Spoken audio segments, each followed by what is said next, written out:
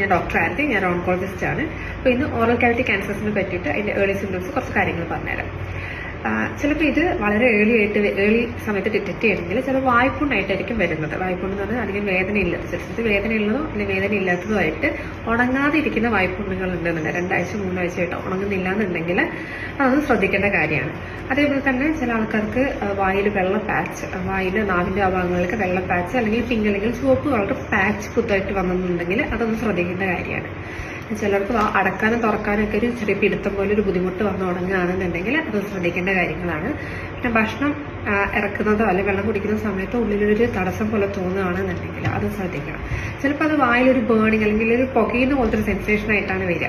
അപ്പം അങ്ങനെ എന്തെങ്കിലും ഉണ്ടെന്നുണ്ടെങ്കിൽ ശ്രദ്ധിക്കുക. അതേപോലെ തന്നെ നമ്മൾ ഈ ഭാഗങ്ങളിൽ തടിപ്പ് എന്തെങ്കിലും ഉണ്ടെന്നുണ്ടെങ്കിൽ അപ്പം തന്നെ പോയിട്ട് ഇവാലുവേറ്റ് ചെയ്യുക. പിന്നെ മെയിനായിട്ട് ഈ ഓറൽ കാവിറ്റി ക്യാൻസേഴ്സ് വരാനുള്ള ഒരു പ്രധാന കാരണം എന്ന് പറഞ്ഞു കഴിഞ്ഞാൽ പുകയില ഉൽപ്പന്നങ്ങൾ ഉപയോഗിക്കുന്ന ആൾക്കാർക്ക്, അതേപോലെ തന്നെ അടക്ക, മദ്യപാനം, പാൻ മസാല അങ്ങനെയുള്ള പ്രോഡക്റ്റ്സ് യൂസ് ചെയ്യുന്ന ആൾക്കാർക്ക് ഈ ഓറൽ കാവിറ്റി ക്യാൻസേഴ്സ് വരാനുള്ള ചാൻസ് വളരെ വളരെ കൂടുതലാണ്.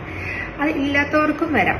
ചില സമയത്ത് നമുക്ക് ക്രോണിക് ആയിട്ട് എന്തെങ്കിലും ഇഞ്ചറി വന്ന സ്ഥലത്തായിരിക്കും ചിലപ്പോൾ പിന്നീട് ക്യാൻസർ ഡെവലപ്പ് ചെയ്യുക. ഈ ഭയങ്കര ഷാർപ്പ് ടൂത്തൊക്കെ ഉള്ള ആൾക്കാരില്ലേ, ഇടയ്ക്കിടയ്ക്ക് മുറിയുന്നു, നാവിലിങ്ങനെ പുണ്ണ് ആയി ഉണങ്ങാതെ ഇരിക്കുന്നു, ഇടയ്ക്കിടയ്ക്ക് തട്ടുന്നു എന്നൊക്കെ ഉണ്ടെന്നുണ്ടെങ്കിൽ അത് ഒരു ഡെന്റിസ്റ്റിനെ കാണിച്ചിട്ട് ഇവാലുവേറ്റ് ചെയ്യിപ്പിക്കുന്നത് വളരെ നല്ലതായിരിക്കും. അത് എല്ലാം ക്യാൻസറാണെന്നല്ല പറയുന്നത്, പക്ഷെ അങ്ങനെ ക്രോണിക് ഇൻഫ്ലമേഷൻ ഇഞ്ചറി വന്ന സ്ഥലത്ത് ക്യാൻസർ വരാനുള്ള ചാൻസ് കൂടുതലായിട്ട് നമ്മൾ കാണുന്നുണ്ട്.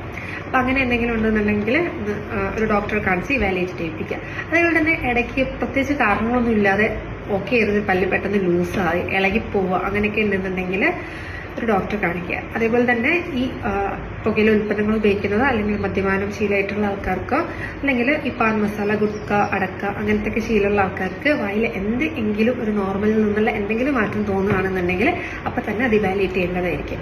കാരണം ഈ ഓറൽ കാവിറ്റി ക്യാൻസർ ഒരു ഗുണം എന്ന് പറഞ്ഞു കഴിഞ്ഞാൽ ഇത് ഏർലി സ്റ്റേജിൽ ഡിറ്റക്ട് ചെയ്യാൻ പറ്റിക്കഴിഞ്ഞാൽ അതിന്റെ ട്രീറ്റ്മെന്റും അത്രത്തോളം എഫിക്കഷ്യസ് ആയിട്ട് നമുക്ക് ചെയ്യാൻ പറ്റും. ഏർലി ഡിറ്റക്ഷനാണ് ഇപ്പോഴും നമുക്ക് വളരെ ഏറ്റവും ഇമ്പോർട്ടൻ്റ് ആയിട്ടുള്ളത്. അപ്പോൾ ഈ പറഞ്ഞ കാര്യങ്ങൾ എന്തെങ്കിലും നിങ്ങൾക്ക് സംശയം ഉണ്ടെന്നുണ്ടെങ്കിൽ അടുത്തുള്ളൊരു ഡോക്ടറെ കാണിച്ചിട്ട് ഇവാലുവേറ്റ് ചെയ്യിപ്പിക്കുന്നത് വളരെ നല്ലതായിരിക്കും.